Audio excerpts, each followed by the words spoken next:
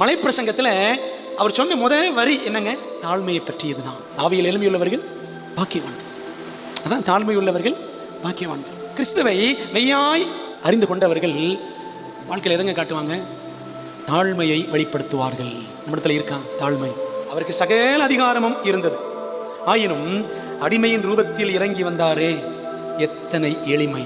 அவர் சகல கிருபையும் பொருந்திய தேவன், ஆயினும் நமக்காக தரித்திரர் ஆனாரே, எத்தனை தாழ்மை! அவர் சர்வ மகிமையும் நிறைந்த தேவன், ஆயினும் நம் நிமித்தம் இன்முகத்துடன் பாவம் சாபம் ஏற்றாரே, எத்தனை இனிமை! சொல்லுங்க, இயேசு வேணுமா?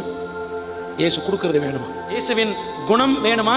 இயேசுவானவர் கொடுக்கிற பணம் வேணுமா? இதை நம்ம எதிர்பார்க்கிறோம். எப்படி நம்ம ஆண்டவரை பார்த்துருக்கிறோம் இது வரைக்கும்? அவர் ஆசீர்வதிப்பாரு, என்னை கொடுப்பாரு, கேட்டா தருவாரு, இப்படி தான் ஆண்டவர் பார்த்துட்டு இருக்கிறோம். பிரியமானவர்களே, கடைசி நாட்களில் கிறிஸ்துவின் குணங்களை நாம் வெளிப்படுத்த வேண்டும்.